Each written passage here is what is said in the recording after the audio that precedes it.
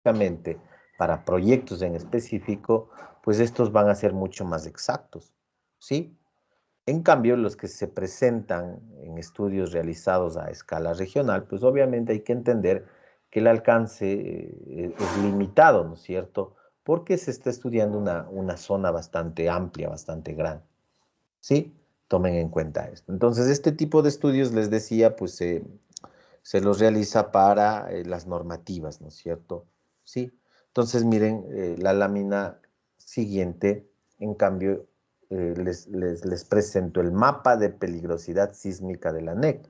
O sea, el resultado de un estudio de peligrosidad sísmica realizado a escala regional.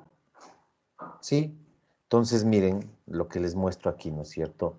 Los mapas de peligrosidad sísmica, estudios de peligrosidad sísmica a escala regional. Aquí tenemos uno, ¿no es cierto? Tenemos el que consta en nuestra norma, ¿sí? El mapa de peligrosidad sísmica de la ANEC, ¿sí? Que consta en la norma ecuatoriana de la construcción, ¿sí?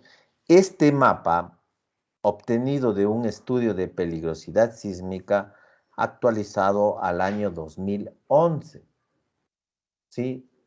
Es el estudio, entonces el estudio que se realizó para justamente determinar este mapa, pues, y el que consta en la norma. Hay otros también, he visto en algunos estudios, sí, pero el que consta en la norma y el que está vigente corresponde al estudio realizado en el año 2011.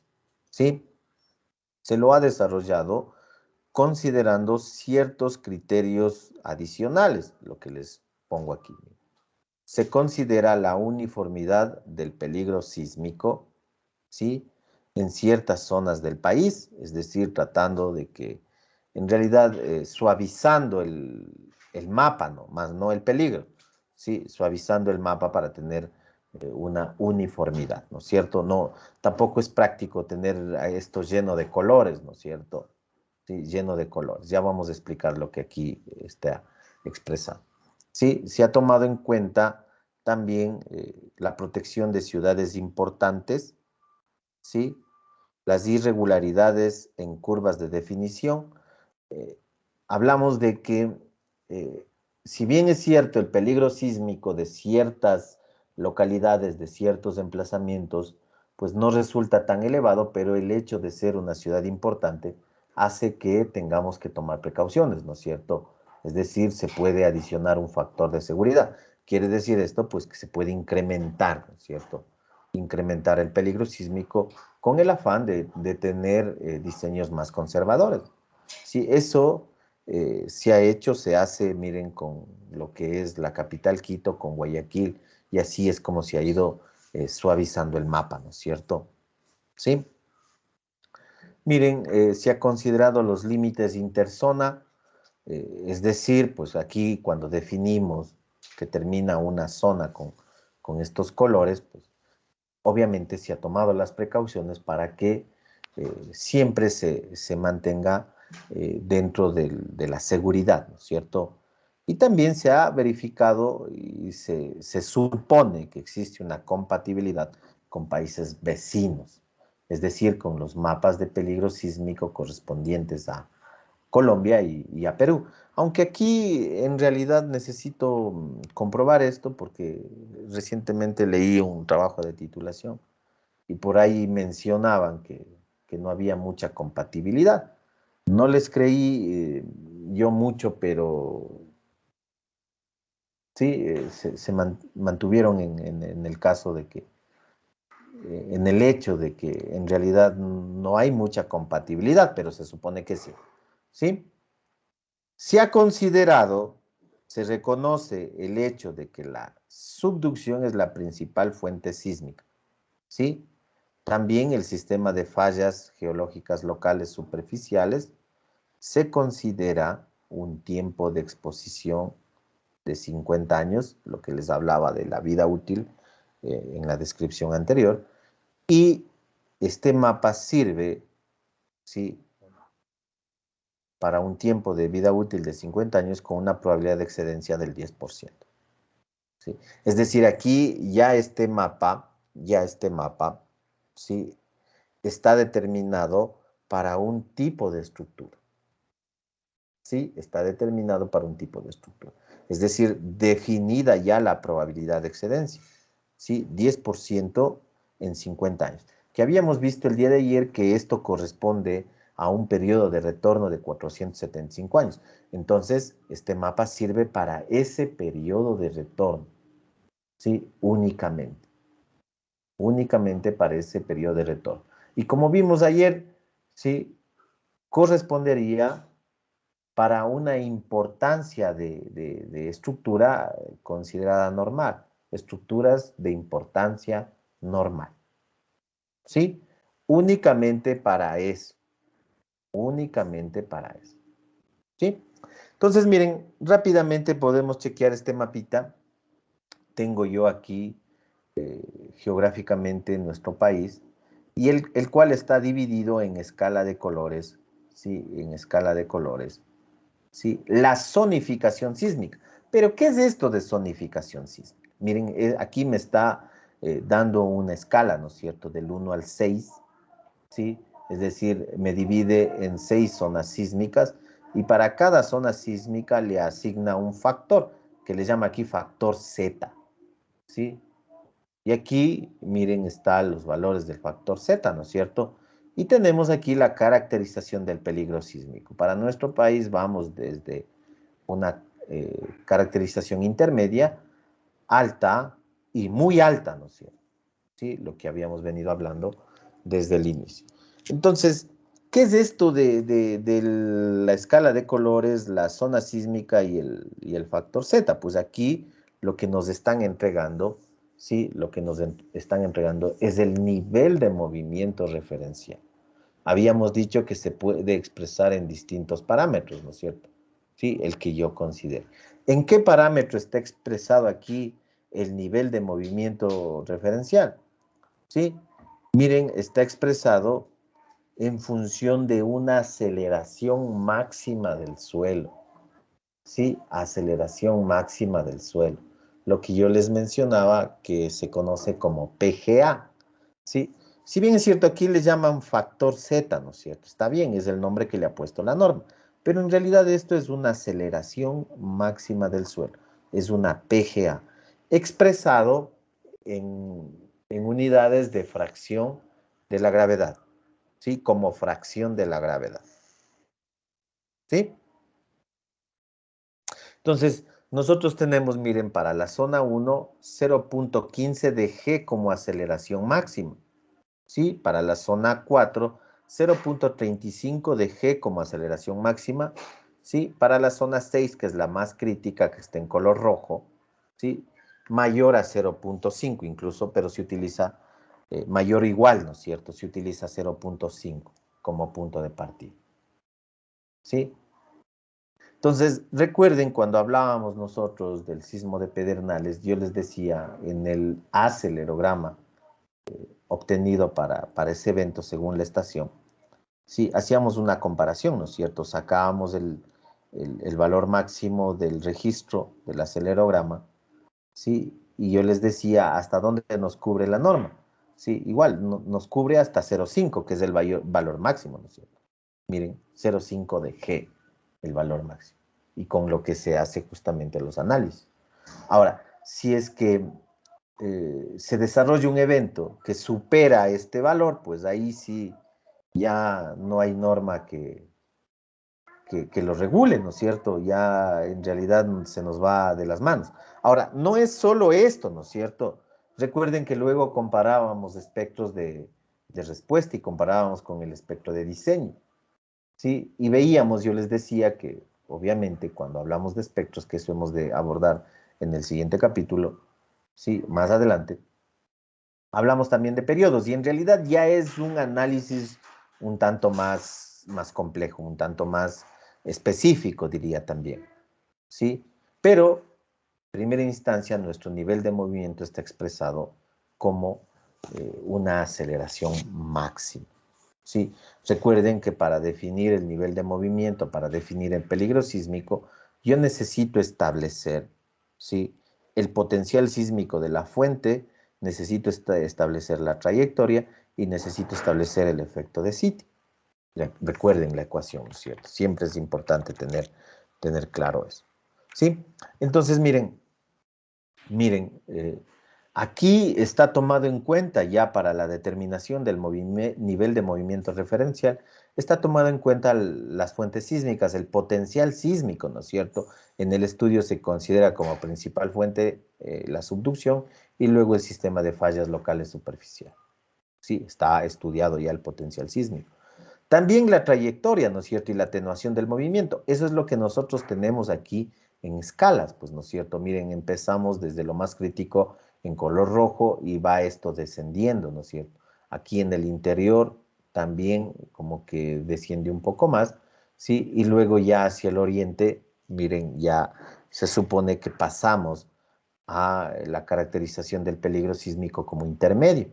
O sea, vamos de muy alto a intermedio. Es decir, va disminuyendo el nivel de movimiento, ¿no es cierto? Entonces, miren, ¿por qué disminuye? Porque se está considerando la atenuación del movimiento, ¿sí? El segundo parámetro.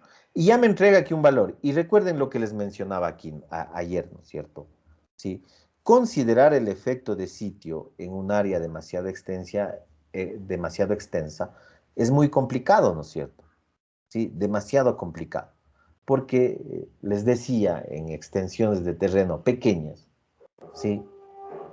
Existe una variabilidad del suelo, ¿no es cierto? Se ha visto muchas veces, ¿sí? Ya cuando se está en ejecución de proyectos, pues en una zona, en un terreno, hay una calidad de suelo y cruzo la calle y hay otra calidad de suelo, otro tipo de suelo. ¿Sí? Entonces es muy variable, ¿no es cierto? Entonces, ¿qué es lo que se ha hecho aquí?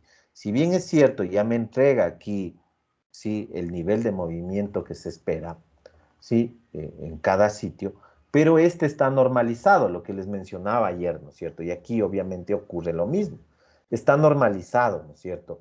Normalizado a un solo tipo de suelo se considera un tipo, un suelo rígido, un suelo rocoso, y esto en la costa, ¿no es cierto? Que es la zona más crítica, ¿sí? Entonces está normado, esto está normalizado a un solo tipo de suelo. Entonces tenemos aquí ya los valores de nivel de movimiento referencial. Nos queda pendiente el ingreso del efecto de sitio, ¿no es cierto? Sí, el ingreso de qué pasa con la geología, qué pasa con el suelo, ¿cierto? Sí, y justamente vamos a ver más adelante, ¿sí? Eso se ingresa también, la norma nos va a dar un procedimiento de cómo particularizar el tipo de suelo y poder ingresar el efecto en la cuantificación, en la caracterización del nivel de movimiento referencial. Pero eso hay que tenerlo clarísimo. ¿Sí? ¿Estamos? Entonces, de esa forma se establece el nivel de movimiento referencial. Pero como les menciono, pues nos queda algo pendiente. Y eso es justamente lo que vamos a abordar a continuación. ¿Sí? Los suelos, ¿no es cierto? Sí, necesitamos conocer los suelos donde se vaya a determinar el nivel de movimiento referencial justamente para conocer su efecto sobre esto. ¿Sí? Entonces vamos a hablar de los suelos y específicamente hablar de la clasificación de los suelos de Quito, que eso es lo que hemos venido un poco ya particularizando. Aplicable obviamente a cualquier sitio, ¿no es cierto? A cualquier emplazamiento, a cualquier localidad, a cualquier ciudad. Sí, es lo mismo. Sí, es exactamente lo mismo. Entonces, hablamos rápidamente de la clasificación de los suelos, que eso es lo que nos interesa.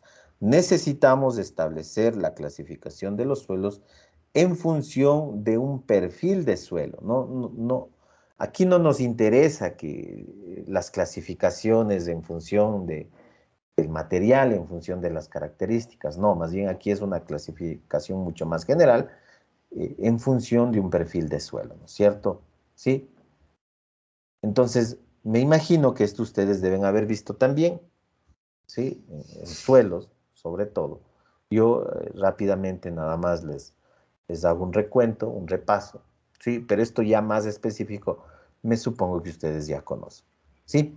Entonces, miren, tenemos nosotros aquí el cuadrito de la norma, justamente que nos guía nos orienta, nos especifica de cómo tiene que hacerse la clasificación de los suelos justamente para asignarle un perfil de suelo, ¿sí? Entonces, miren, en esta clasificación, en la norma nuestra, se les asigna con letras, ¿no es cierto? Vamos desde el suelo A hasta el suelo F, siendo el suelo A el perfil de roca competente y el suelo F el peor suelo, ¿no es cierto? Incluso suelos que requieren una evaluación de sitio, un estudio mucho más específico para saber si puede desarrollarse algún tipo de edificación en este tipo de suelo, ¿sí? Entonces, de esa forma es la escala, ¿no es cierto? Sería A, mejor suelo, y va descendiendo hasta F, y también va descendiendo pues la calidad del suelo, ¿sí? Entonces, ¿cómo logramos o cómo hacemos esta clasificación? Pues aquí tenemos los parámetros que se deben utilizar, ¿no es cierto? Sí, lo principal, lo fundamental, lo que se debe hacer, pero lamentablemente a veces no se hace y no se hace muchas veces por temas económicos, sí, pero esto es lo más importante. Yo diría no se hace por temas económicos y también por desconocimiento, pensaría yo, pero esto es lo más importante, ¿no es cierto? Sí, miren que en una buena clasificación del suelo está justamente la determinación del nivel de movimiento referencial, que es un paso crucial a la hora de hacer el análisis sísmico, pues porque si yo cuantifico mal el nivel de movimiento referencial, el nivel de diseño, que tal vez es el término que ustedes más lo conocen, pues desde ahí estoy partiendo mal, ¿no es cierto? Sí, y voy a llegar a un análisis sísmico, a un diseño sísmico equivocado, ¿sí? Entonces es importante esto. Entonces, miren, necesitamos determinar la velocidad de la onda de corte, así es como se conoce a este ensayo, porque en realidad esto tiene que hacerse de forma experimental, ¿no es cierto? ¿Sí? Entonces, si yo puedo medir la velocidad de onda de corte y tiene que medirse a los primeros 30 metros de profundidad, ¿sí? Yo puedo encontrar esta velocidad y a partir de esto, pues venir a esta tablita y realizar la clasificación. Entonces, miren, si la BS, recuerden que es velocidad de onda de corte a los primeros 30 metros de profundidad, ¿sí? Entonces, si la BS es mayor o igual a 1500 metros sobre segundo, estamos hablando de un perfil de suelo tipo A, una roca competente, ¿sí? Ahora, si la velocidad, miren, está entre 1500 y 760, es decir, va disminuyendo, también disminuye la calidad del suelo. Estaríamos en un perfil de roca rígida media, ¿sí? Todavía un buen suelo, pero ya disminuye en cuanto a calidad respecto al suelo tipo A, ¿sí? Ahora miren, disminuye la velocidad, ¿no es cierto? Tengo entre 760 y 360, ¿sí? Y ya estoy con un suelo tipo C, ¿no es cierto? Perfiles de suelo muy densos o rocas blandas que cumplen con el criterio de velocidad de onda de corte, ¿sí? Perfiles de suelo muy denso o roca blanda que cumplen con cualquiera de los dos criterios. Entonces aquí lo que se está planteando, ¿sí? Es también tomar como referencia este valor n. ¿Qué es este valor n? Pues es el número de golpes del ensayo SPT, ¿sí? Número de golpes del ensayo SPT, ¿sí? También hay otro parámetro, miren, aquí hablamos de este SU, ¿sí? La resistencia media al corte, ¿no es cierto? Ensayos que se pueden hacer en laboratorio justamente para establecer el tipo de suelo, ¿sí?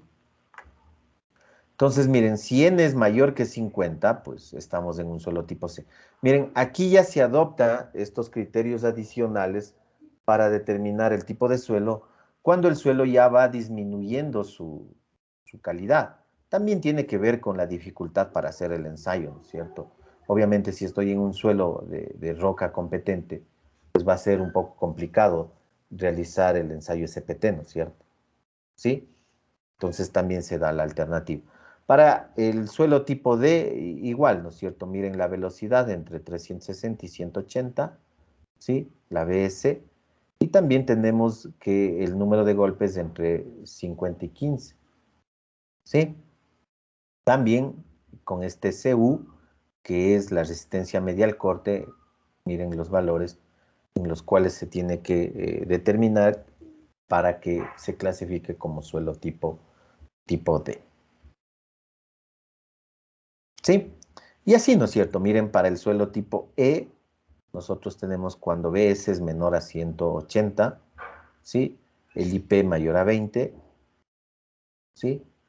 Aquí aparece otro parámetro también, miren, que es este W, que me parece que es el contenido de agua en porcentaje, ¿sí? Y también, bueno, la resistencia al corte, ¿sí? De esa forma, nosotros realizamos la clasificación. Ahora, ya cuando estamos aparecen que pueden ser suelos tipo F, pues suelos que requieren una evaluación del sitio, miren aquí, ¿sí? Suelos licuables, este tipo de suelos, ¿no es cierto? Aquí están los parámetros para asociarlos como suelos tipo F, ¿sí?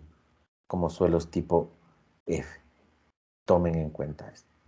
Entonces, esto es importante. Miren, yo no desmerezco ningún estudio que se realice en cuanto a la exploración del subsuelo, es importantísimo. Y como hemos hablado, que es tan variable, pues en realidad tiene su importancia, es relevante, ¿no es cierto? ¿Sí? Pero ¿qué es lo que ha ocurrido? Miren, y eso les menciono desde ya, ¿sí? ¿Qué es lo que ha ocurrido? ¿Sí? Es que muchos se han concentrado únicamente en establecer la clasificación de los suelos, en establecer las propiedades mecánicas de los suelos, ¿sí? En función de estos parámetros que hasta cierto punto son cualitativos. Sí, sí es verdad que sirven, obviamente, sirven para el diseño de la cimentación, ¿no es cierto? Saber la capacidad portante del suelo. Sí es verdad, claro. ¿Sí? Y a partir de esto, pues se diseñan las cimentaciones, ¿no es cierto? Sí, pero cobra una importancia también relevante el hecho de encontrar la clasificación según el perfil de suelo, ¿sí? Y muchas veces esta clasificación se lo hace como un tema secundario, ¿sí? Cosa que no debe ser así, porque miren, estamos justamente, ¿sí? En la cuantificación del nivel de movimiento. Y claro, obviamente va a ser muy diferente un nivel de movimiento asociado a un suelo tipo A, asociado a un suelo tipo B, a un C, a un D. En realidad la diferencia es sustancial. Y si yo me equivoco, digamos que porque no tengo ensayos disponibles, o tal vez los ensayos no están completos, yo digo que es un suelo tipo D, pero en realidad ha sido E. Miren, voy a subestimar la acción sísmica y eso puede ser un error muy grave, ¿sí? Puede ser un error muy grave. Y eso les digo, pasa, y pasa en la ciudad de Quito, donde se supone hay un poco más de control o se requiere un poco más de parámetros para incluso aprobar los proyectos, ¿sí? Pero sigue pasando. Les cuento, recientemente tuve una reunión de un proyecto que está por iniciar. Están haciendo ya los estudios de suelos, ¿sí? Y justamente mi preocupación como diseñador estructural es esto, pues, que me entreguen de forma clara y de forma concisa la clasificación del suelo, el perfil de suelo, ¿sí? Entonces, el suelero, el laboratorio, ¿qué es lo que hace? Pues simplemente se concentra en el tema de la cimentación, en las capacidades portantes para diseño de cimentaciones y todo lo demás, ¿sí? Pero en esto no, ¿sí? Y de hecho fue un requerimiento mío para que por lo menos nos entreguen un valor aproximado de esta clasificación. Entonces el suelero, el laboratorio, lo que va a hacer o cómo es que calcula esto, pues no lo hace de forma exacta en función de estos parámetros, sino simplemente con correlaciones. O sea, en función de clasificaciones cualitativas, sí, asocia y me entrega un valor aproximado, que no está bien, ¿no es cierto? Sí, Y claro, los promotores, los dueños, pues yo les explicaba algo de lo que les menciono a ustedes, ¿sí? Y ellos no querían gastarse en este ensayo, ¿sí? En este ensayo para medir la velocidad de onda de corte a los 30 metros. Me decían si es tan necesario mismo, ¿sí? Cuando esto debe ser lo fundamental, porque hemos dicho, la condición más crítica, ¿sí? Lo más crítico en, en las estructuras es la acción sísmica, ¿sí? No digo que lo otro no sirva o que no sea importante, ¿sí? Pero lo más crítico es la acción sísmica. Entonces debemos tener toda la información, todos los datos, justamente para caracterizar de forma adecuada, porque si me equivoco, como les digo, pues puedo caer en un error grave, ¿cierto? Sí, en un error grave. Y les hablo, miren, un edificio que se quiere construir con 4 subsuelos y con un número de pisos importante, pues como que no le ven, ¿sí? Que esto sea importante y más bien se concentran en lo otro, que también es importante, pero no se concentran en lo más crítico, que en este caso corresponde a la cuantificación del nivel de movimiento referencial. ¿Sí? ¿Estamos? A propósito, ¿sí conocen el ensayo que se hace para medir la velocidad de onda de corte a los primeros 30 metros? ¿Cómo se llama ese ensayo?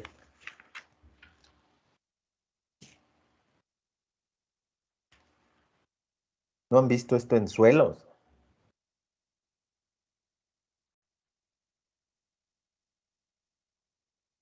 Jóvenes.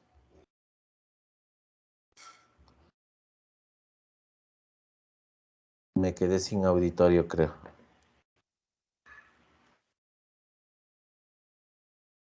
¿Están ahí? ¿Me escuchan? Sí, se lo escucha. Sí, se lo escucha. Recuerdo bien, Recuerdo creo que bien, salió Remy, Rail y de onda Riley Rail. y de onda. No Creo que es recuerdo. el BS30 y ¿Cómo? el BS30, pero no solo han explicado así. Y miren, y yo hablo de, yo hablo de que no le dan la importancia y veo que tampoco en la universidad le dan la importancia. Eso que ustedes tienen 3 niveles de suelos, me parece. Suelos uno, 2 y 3, ¿o estoy equivocado? ¿O son solo dos? Sí, Tres. son tres, ingeniero primero y solo uno y solo dos son laboratorios, solo tres es solo teórico. Miren, en realidad, y yo digo, y yo pensé que esto, y razón que afuera, en realidad ya en la vida profesional, en la práctica profesional, pues pasa esto, ¿no es cierto? La gente sale con justamente solo dándole importancia al tema de cimentaciones, que es importante, claro que sí, pero ya he dicho, ¿no es cierto? Lo más crítico es la acción sísmica y ahí más bien debería concentrarme mucho más, ¿sí? El ensayo que se hace se denomina sísmica de refracción, ¿sí? El nombre como que medio complejo, pero en realidad la ejecución es bastante simple. Entonces, miren, ¿qué es lo que hacen, no es cierto? Hacen unas perforaciones, ¿sí? En el sitio donde se vaya a construir el proyecto, donde se vaya a desarrollar la estructura, lo que fuere. Sí, hacen unas perforaciones a lo largo del terreno, ¿no es cierto? Del sitio donde se va a construir, ¿sí? Distintas perforaciones, ¿no es cierto? Sí, distintas profundidades incluso. Entonces, ahí se instala los equipos, ¿no es cierto? Estos equipos en realidad son acelerógrafos, ¿no es cierto? Sismógrafos, ¿sí? Se conoce como línea sísmica. Entonces, se instalan estos equipos y luego, pues, en uno de los extremos se genera una explosión, ¿sí? Obviamente algo simple, algo controlado, ¿no? Tampoco es que, ¿sí? Entonces, ¿qué es lo que hacen estos equipos? Pues estos equipos captan la propagación, ¿sí? De la onda, ¿no es cierto? Sí, la velocidad de la onda. Entonces, captan cómo se propaga, ¿no es cierto? Entonces, por eso lo que se hace con la explosión es simplemente generar una distorsión en el suelo, ¿no es cierto? Entonces, a partir de esto, pues se genera la onda y estos equipos captan cómo se propaga. Pero lo que interesa, porque esto se puede tener superficialmente, Esto se puede tener a 5 metros, a 10 metros, ¿sí? El valor que sirve para la clasificación es este BS que tiene que ser medido a los 30 metros de profundidad. ¿Sí? Ese es el que sirve para la clasificación. Entonces, es un ensayo que podría decirse que es un tanto complicado por la profundidad. Pero miren, se requiere esa profundidad de exploración para poder clasificar los suelos. Ahora, yo les pregunto, cuando se hace el ensayo SPT, que ese sí deben haber hecho, ya deben haber visto, cuando se hace el ensayo SPT, ¿hasta qué profundidades se llega? ¿Tienen una idea?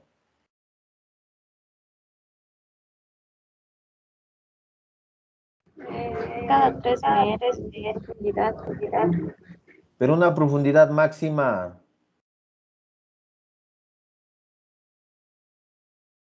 Es difícil también realizar ese ensayo, ¿no es cierto? Sí, porque por ahí pueden encontrarse con una roca, y no un suelo rocoso, sino una roca por ahí, tomando en cuenta también que en Quito se tiene suelos, zonas también de relleno, ¿no es cierto? Por ahí asoma una roca, topa en este caso, el equipo que hace la perforación y ya no pasa, ¿no es cierto? Sí, ya es un rechazo y luego hay que buscar otro sitio. Y como esto es tan costoso y tan complicado, pues en realidad ya no se hace más. Y ahí queda. ¿Sí? Incluso yo he visto, yo he pedido estudios de suelo, donde digo que por lo menos se trate de llegar a los 30 metros. Muchos laboratorios ni siquiera tienen el equipo, ni siquiera tienen los números de tubos necesarios. ¿Sí? Y miren, eso yo les cuento para que ustedes igual tomen conciencia de esto. ¿Sí? Y miren, de esa forma se clasifican los suelos y listo. Con una interpolación y ya está. ¿Sí? No se hace énfasis en algo que es sumamente importante. ¿Sí? Sumamente importante. Tomen en cuenta esto. Entonces, bueno, avancemos. ¿Sí? Miren, a manera de ejemplo, y justamente yo digo es por la debilidad que se tiene hasta los, ya les comento, la reunión mía es hace unos pocos días nomás. ¿Sí? Entonces, hasta la actualidad se tiene una debilidad en cuanto a los estudios de suelos. ¿Sí? Miren, se han desarrollado estudios, yo diría a nivel de la academia más, ¿no es cierto? Sí, tendientes a tener una guía. Sí, una guía. La academia sí le ha dado la importancia, por lo menos en cuanto a la cuantificación del movimiento, la importancia que debe tener el estudio de los suelos, ¿no es cierto? El análisis del estudio de los suelos. ¿Sí? Entonces, miren, se han hecho a lo largo de los años estudios tendientes a tener un mapa, ¿sí? A tener una idea general, ¿sí? Que nos oriente justamente de los suelos que existen en Quito. ¿Sí? Entonces, miren, aquí yo tengo un ejemplo de un estudio realizado en el año 2014, tendientes a buscar en Quito suelos tipo A o tipo B. Entonces, ¿cuál es la forma para buscar los suelos? Pues simplemente hacer este ensayo, ¿no es cierto? Que les menciono. ¿Sí? Entonces, miren, como ustedes ven, pues los suelos competentes tipo A, tipo B, por lo general son suelos rocosos. Entonces se ha buscado sitios de afloramientos rocosos y se ha hecho el ensayo, ¿no es cierto? Tendientes a determinar las velocidades que correspondan para su clasificación. Entonces, resultados de estos estudios se concluye que en Quito, ¿sí? No existen suelos tipo A o tipo B. Es decir, no se ha llegado, por más que se ha estudiado, ¿sí? Afloramientos rocosos, no se ha llegado a tener estas velocidades de la onda, ¿no es cierto? Sí, no se ha llegado a tener estos valores tan altos, ¿sí? Entonces, miren, se concluye que en Quito se tiene suelos tipo D, tipo C y claro, también los tipo E, que sería ya en menor calidad, ¿no es cierto? ¿Sí? Entonces, miren, estamos en el cuarto escalón de la clasificación, suelos D, y en realidad suelos C hay muy pocos, ¿sí? Más hay D y E, ¿no es cierto? ¿sí? Suelos que en realidad no son tan buenos, ¿no es cierto? ¿Sí? No son tan buenos. Sin embargo, pues esa es nuestra realidad. Ahí es donde tenemos que desarrollar los distintos proyectos, las distintas estructuras, pues no hay más, ¿no es cierto? ¿Sí? El suelo de, ¿por qué dan estos resultados? ¿Por qué no se ha alcanzado esto, no es cierto? Sí, pues es lógico pensar el por qué. En realidad la respuesta es bastante simple, debido a que las rocas o el suelo rocoso de Quito es de origen volcánico. ¿Sí? Se puede catalogar como una roca blanda. ¿Sí? Entonces, miren, aquí tengo en las fotografías dos zonas, ¿no es cierto? La zona de Pinta, una zona rocosa, y la zona del Parque Metropolitano, también rocoso. ¿Sí? Se ha medido, como les mencioné, pues, se ha medido la velocidad de la onda, los primeros 30 metros, pues, y los resultados, pues, resultan que no alcanzan a ser ni siquiera suelos tipo B, ¿no es cierto? Entonces, miren, hablamos de que en Pintag se tiene velocidades mayores del orden de 600, 640 metros sobre segundo, ¿sí? Y en el Parque Metropolitano, velocidades de entre 450 y 500 metros sobre segundo. Entonces, si nosotros vemos, pues no alcanzamos, ¿no es cierto? Miren, sí, aquí estaríamos en suelo tipo C para Pintar, ¿no es cierto? Y también, bueno, tipo C para el Parque Metropolitano, porque estamos mayor a 360, ¿sí? Mayor a 360, suelos tipo C, ¿sí? Entonces, eso es lo que se hizo en este estudio.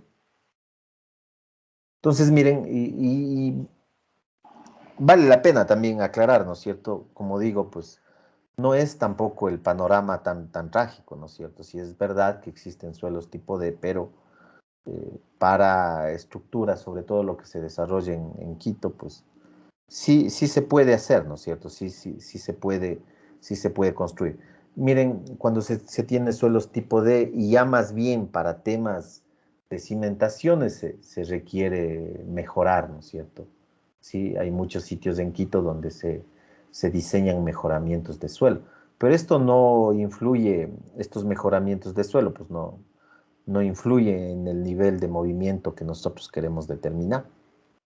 Sí, en realidad ya el suelo es de tipo C, tipo D, de malas características, y eso tenemos nosotros que ingresar en la determinación del efecto de sitio. ¿Sí? En la determinación del efecto de sitio. Miren, tengo aquí una columna estratigráfica, ¿sí? De los suelos de Quito, suelos volcánicos, ¿sí? Suelos volcánicos iniciados hace 2.5 millones de años, ¿sí? Entonces, la idea es establecer justamente los tipos de suelos y a qué profundidad se tendría una BS igual o superior a los 1500, ¿sí? Entonces, miren, tengo aquí esta columna dividida, ¿sí? En los distintos suelos. Tenemos los suelos superficiales, los depósitos La Carolina, que es donde están cimentados o donde están construidos todos los edificios prácticamente, ¿no es cierto? Porque en realidad, si bien es cierto, no tengo una escala, pero aquí me dice que esto es 50 metros, miren. ¿Sí? Asociando esto a la parte superior, estamos hablando de que los depósitos La Carolina, pues, tienen una profundidad de entre 30 y 40 metros, ¿no es cierto? ¿Sí? Y las cimentaciones que nosotros tenemos, las más profundas de lo que yo conozco en estos edificios altísimos que están proyectándose en Quito, ¿sí? Se llega hasta 20 metros como máximo, ¿sí? Como máximo. Entonces, la mayoría de estructuras están cimentadas aquí en depósitos La Carolina, ¿sí? Entonces, miren, tenemos también la formación Cangaua, ¿sí? Origen volcánico, todo origen volcánico, cenizas volcánicas y tobas, suelos de 10.000 años AC, ¿sí? En la parte inferior no se ha llegado a determinar el tipo de material, pero ya estamos hablando más o menos de que esta columna tiene unos unos 500 metros más o menos de profundidad. ¿Sí? Entonces, miren, de todos los estudios que se han realizado, no se ha podido determinar a qué profundidad se tiene las velocidades iguales o superiores a 1500, ¿sí? Que correspondería a una roca competente, ¿sí? Entonces, la mayoría de estudios que se han hecho, pues máximo se ha llegado a 90 metros, ¿sí? Y eso con los estudios realizados para la construcción del metro, ¿sí? Del metro de Quito, ¿no es cierto? Pero no se ha determinado, no se ha encontrado, más bien diría, estas velocidades superiores o iguales a 1500. Máximo se ha llegado, lo que se ha medido, máximo se ha llegado a medir hasta 600 metros sobre segundo, ¿sí? Entonces, no podemos decir a qué profundidad está la roca competente, ¿no es cierto? Definitivamente no está en Depósitos La Carolina, ¿sí? Lo que sí es que está en este siguiente estrato denominado esta formación Cangagua, sí, pero ya muy, muy profundo, ¿no es cierto? Y en realidad no nos sirve de mucho, ¿no es cierto? Ya está muy profundo, ¿sí? Entonces, pues resulta importante, como les menciono nuevamente, les resalto el hecho de conocer los suelos, ¿no es cierto? Sí, primero, y no es porque yo sea profesor de esta materia y trate de hacer énfasis en ello y que esto es más importante, no, sino por la condición, ¿no es cierto? Hemos dicho que la acción sísmica es la condición más crítica, entonces debemos tener todas las herramientas, todos los datos que nos permitan, ¿sí? De forma clara, cuantificar el nivel de movimiento para los diseños. Sobre todo, como hemos dicho, pues que el efecto de sitio pues tiene una influencia importante, ¿no es cierto? Sí, tiene una influencia importante. Entonces, resulta fundamental hacer un estudio, una clasificación exacta de los tipos de suelo que se encuentran en la ciudad, ¿sí? De los tipos de suelo que se encuentran en la ciudad. ¿Estamos? No sé si tienen alguna consulta o duda. ¿Estamos claros, jóvenes? Dice yo tengo una consulta. Digan. Si me escuchas bien. Sí, sí. Ya. No sé, una vez un artículo, el ingeniero Aguilar decía que para la clasificación visual, no se debería solo considerar la velocidad de onda de Koch, sino que también habría que analizar la vibración del suelo. Entonces, eh, hizo un estudio en Ecuador del 2016, en donde, por ejemplo, los mismos tipos de suelo que se determinaba una velocidad, digamos, determinaba que el suelo C, pero su periodo de vibración era diferente. Y entonces, eso hacía que se cuestione si estaban en C o se debería clasificar como un solo tipo de. Entonces, esta fue su conclusión en su artículo, que el doctor Mandor debería, parte de la velocidad de corte, debería considerar este periodo de vibración del suelo. Bueno, no se le escuchó del todo bien porque me parece que está con algún problema en su micrófono, pero de lo que le entendí es que se puede tener resultados contradictorios entre medir la BS y medir el periodo de vibración del suelo, ¿no es cierto? Y que posiblemente una clasificación con periodo de vibración del suelo sea mucho más acertada. ¿Algo de eso me decía? Sí, ingeniero. Lo que pasa es que parece que su micrófono hace un doble eco. Si es que usted tal vez le apaga, creo que ahí escucharía mejor. Ahí, lo último le escuché bien. Ah, ya. Bueno, ya. Entonces ahí ya se arregló. Sí, ingeniero, exactamente eso es lo que yo mencionaba, que hay que él recomendaba en su estudio que hay que considerar el periodo de vibración del suelo y no solo la velocidad de onda de corte, porque puede contravariar en ser clasificado un suelo C a un suelo D, ya que un suelo C es considerado muy bueno, pero un D ya tiene ciertas características que hay que considerar en el diseño. Eso. Bueno, no tanto en el diseño.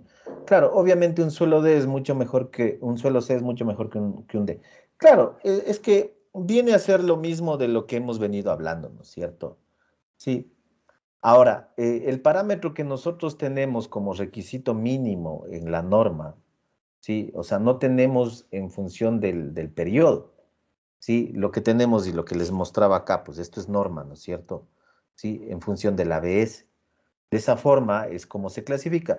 Y bueno, no solo el hecho de que nuestra norma diga con la ABS, ¿no es cierto? Recuerden, y hay que ser bastante sinceros en ello, pues nuestras normas son copias de normas americanas. Entonces, si ustedes abren un código IBC o un código ACE, ¿sí? Que justamente también tiene estos parámetros para clasificación del suelo. De hecho, esto es una copia del IBC, ¿sí? Entonces, se sigue clasificando en función de la ABS. Ahora, si es que yo hago un estudio mucho más pormenorizado respecto a clasificar los suelos, es sumamente válido, ¿sí? Pero claro, si tiene el respaldo, ¿no es cierto? ¿Sí? Lo que yo siempre digo y voy a ir repitiendo constantemente, lo que nosotros tenemos en la norma siempre van a ser requisitos mínimos, ¿sí? Es lo mínimo que por lo menos se haga, ¿no es cierto? Sí, ahora sí se tiene un respaldo de un estudio mucho más amplio respecto a incluso que puede haber contradicción de resultados, pues obviamente habrá que tomar en cuenta el estudio mucho más pormenorizado para la clasificación de los suelos. Pero eso es importante. Miren que estamos hablando de ensayos bastante complejos que ni siquiera se hacen, ¿no es cierto? Sí, la medición de la ABS no se hace, que se supone es uno de los parámetros que toma en cuenta la norma y que son mucho más exactos para tener una clasificación. ¿Sí? Ahora, si se tiene una clasificación con SPT, que claro, la norma también me dice que yo clasifique con SPT, pero yo tengo que tener claro la debilidad, ¿sí? La debilidad de los distintos procedimientos de ensayos, de los distintos experimentos, ¿no es cierto? ¿Sí? Entonces, claro, decimos que puedo clasificar un suelo tipo T con n mayor o igual a 50. Sí, pero ustedes saben cómo es el proceso de hacer el SPT. Entonces, claro, será exacto, ¿sí? Por más que aquí esté, ¿no es cierto? Muy probable, por todo lo que hablamos respecto a la ejecución del ensayo, pues, no sea tan adecuado, ¿no es cierto? Entonces, más creíble respecto al SPT, pues es una ABS, ¿no es cierto? Ahora, si usted me dice que también se pueden, y de hecho de todo se hace estudios, ¿no es cierto? Donde efectivamente se puede tener una contradicción en los valores, pues obviamente si el otro ensayo tiene su respaldo, es mucho más exacto, pues sirve para realizar la clasificación, ¿sí? Pero eso es importante lo que usted menciona respecto a que muchas veces, y es lo que les iba a decir, muchas veces ni siquiera se hace estudios de suelo, ¿sí? Ni siquiera se hace, y en proyectos importantes. La gente, los promotores, no le dan la importancia, ¿no es cierto? Ni siquiera se hace un SPT, a veces se extrapolan resultados de otros proyectos que están en la misma zona y con eso se trabaja. Cuando se hace algo, ¿sí? Hay muchas edificaciones, ¿sí? Hay muchas edificaciones que hacen sin ningún estudio de suelo y son tanto para la cuantificación del movimiento un riesgo como para igual lo otro, ¿no es cierto? Para el tema de cimentaciones. ¿Cómo puedo tener una idea clara respecto a qué hacer primero con la cuantificación del movimiento, el efecto de sitio, y luego con el tema de cimentación? ¿Sí? Pero miren, ahora estamos haciendo esto y vale la pena, ¿no? Lo que menciona el compañero. Sí, esto estamos tratando de nosotros tener las herramientas para poder introducir el efecto de sitio, ¿sí? para poder introducir el efecto de sitio en la cuantificación del movimiento. Pero esa es una forma de tomar en cuenta el efecto de sitio según la norma, que ya les voy diciendo, pues que en realidad son requisitos mínimos. Ahora, alguien me puede decir, y está bien, y eso es lo que se debe hacer. Alguien me puede decir, no, ¿sabe qué? Hay un estudio, o hay un artículo, o hay un paper, o lo que fuere, que se debe determinar el efecto de sitio de distinta forma, o se debe calcular el efecto de sitio. Claro, claro, igual, hay muchos estudios, de hecho, estudios que se están desarrollando en la misma ciudad de Quito, ¿sí? Donde se calcula el efecto de sitio. Se hacen modelos, así como yo de forma muy superficial les menciono los modelos para la determinación de la atenuación del movimiento, pues también hay modelos para determinar el efecto de sitio. Y de hecho, cuando nosotros hacemos un estudio de peligro sísmico, ¿sí? Ya nosotros tomamos en cuenta toda la ecuación, ¿no es cierto? Y el efecto de sitio no va a salir de una clasificación de suelos, como aquí lo estamos viendo, sino va a salir de un estudio, de un cálculo, ¿no es cierto? De un experimento que me deje a mí determinar el efecto de sitio de forma puntual para un sitio en particular. ¿Sí? Aquí yo les estoy expresando, ¿sí? Cómo la norma, ¿sí? Cuantifica el efecto de sitio, que siempre hay que tenerlo claro, ¿sí? Que es algo mínimo en realidad, ¿sí? Por lo menos se toma en cuenta algo, pero esto es lo mínimo, ¿no es cierto? ¿Sí? Si un proyecto tiene una cierta envergadura, pues no voy yo a determinar el nivel de movimiento, ¿sí? Para mi diseño, utilizando la norma, ni siquiera apoyándome. Y miren ahí, qué bueno que conversamos de estas cosas. Sí, a veces la gente, tal vez por falta de experiencia, por quererlo hacerlo diferente, por querer convencer a alguien, también se equivoca, ¿no es cierto?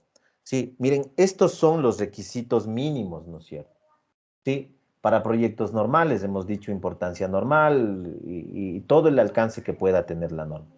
Sí, pero muchas veces, miren, y yo he asistido a reuniones o he estado conversando con profesionales en la rama. Sí, muchas veces ahora se han dado mucho por decir, miren, yo voy a trabajar mi diseño estructural, sí, y voy a usar el espectro que me da el sismo de Chichi, sí, ocurrido recientemente, sí. O voy a usar el espectro de respuesta que me da el sismo de Nueva Zelanda, ¿sí? Que ustedes me parece que están haciendo la consulta. Sí, y claro, esos eventos son por fallas geológicas locales y dicen para Quito, como ocurrió, me parece que el de Nueva Zelanda es del 2010 o 2012 por ahí, ¿sí? Como ocurrió y es una misma fuente sísmica, entonces yo ahora voy a hacer mi diseño con ese evento. ¿Estará correcto? Luego vamos a hablar de esto también para que lo tengan mucho más claro. Pero así como que a simple vista, ¿estará correcto hacerlo para ese espectro y tal vez ponerle de lado el de diseño de aquí de la norma? ¿Qué dicen ustedes? No por las condiciones geológicas y técnicas diferentes de cada lugar. Bueno, vamos a ver nosotros la respuesta, en realidad mucho más técnica más adelante cuando veamos el capítulo de espectro. Pero, pero siempre a lo que íbamos es que si bien es cierto, nosotros tenemos una norma que nos da requisitos mínimos, y si nosotros tenemos un proyecto de cierta envergadura, pues no va a ser lo correcto utilizar algo que ocurrió en otro país por más crítico que resulte respecto a la norma. Sí, no es correcto. Puede ser que el espectro, como hablábamos nosotros en Pedernales, entonces ahora, digamos, en Manta, yo ya no voy a usar el espectro de diseño de la norma, sino voy a usar el espectro de respuesta de Pedernales yo les había presentado, ¿no es cierto? Sí. Digamos que el espectro de Pedernales resulta ser más crítico que el de la norma. ¿Tendré yo una seguridad adicional? Posiblemente sí voy a tener una seguridad adicional, pero no está bien el concepto, ¿no es cierto? Sí, si yo tengo un edificio de cierta envergadura, si yo tengo un edificio de 20 pisos que voy a construir en mano, pues posiblemente no voy a usarlo de la norma, porque en realidad puede ser muy básico, ¿no es cierto? Pero tampoco está bien utilizar el espectro de Pedernales. ¿Qué tendré que hacer? Un estudio de peligro sísmico para el sitio puntual, ¿no es cierto? Sí, hacia allá voy, ¿no es cierto?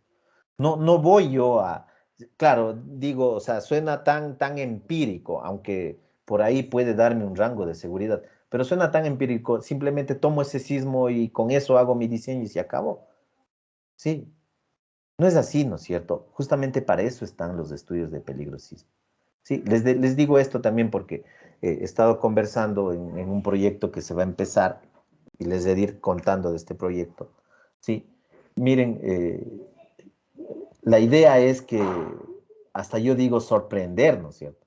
Sí, la idea es sorprender. Entonces, algún profesional decía que estaba haciendo el análisis sísmico con el terremoto de Chichi y que le está dando muy bien. ¿Y por qué tiene que ser con el de Chichi? ¿Por qué no le hace con el de Nodris? Y hagámosle con el de Kobe. O mejor hagámosle con el de San Francisco. Entonces, ya caemos en eso, ¿no? Entonces, y claro, dice, no, es que el espectro que me da del sismo de Chichi es mucho más crítico que el de la norma y estoy mejor. Pero no es el procedimiento técnico, ¿no es cierto? ¿Sí? No es lo adecuado desde el punto de vista conceptual. ¿Sí? Si es que el proyecto tiene cierta envergadura, ¿sí?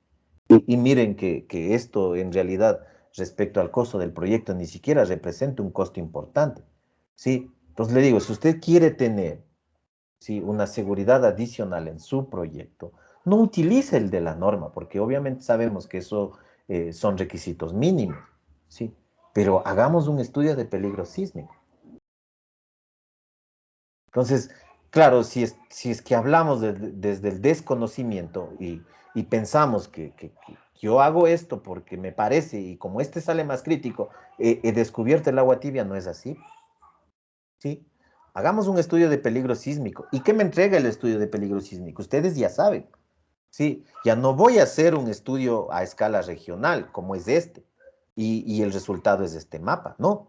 Voy a hacer un estudio específico para donde yo voy a implantar mi proyecto y voy a pedirle a la persona que me haga el estudio de peligro sísmico que me entregue la curva de peligrosidad sísmica para ese punto, para ese terreno donde se va a construir el edificio.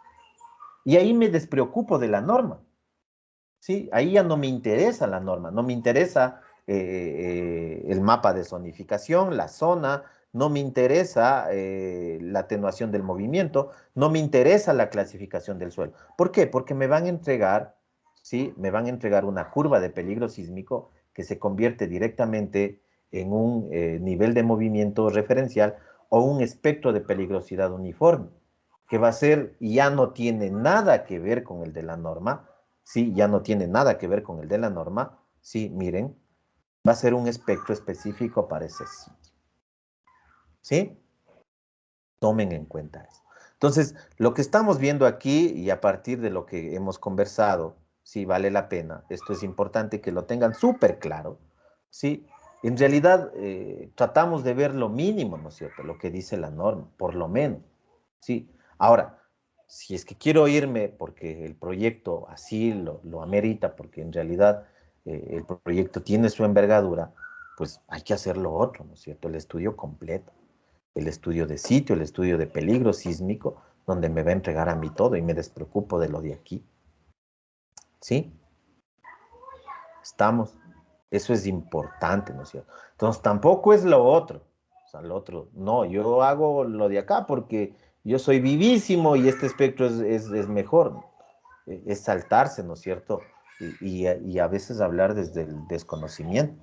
Entonces, si usted piensa que su proyecto, por la envergadura que tiene, pues necesita algo adicional, pues hagamos los estudios que existen y que se pueden hacer. Que claro que van a costar un dinero adicional, pero si es un proyecto de cierta envergadura, en realidad es un costo mínimo. Y con esto ustedes se aseguran la determinación del nivel de movimiento referencial de forma adecuada y de forma exacta.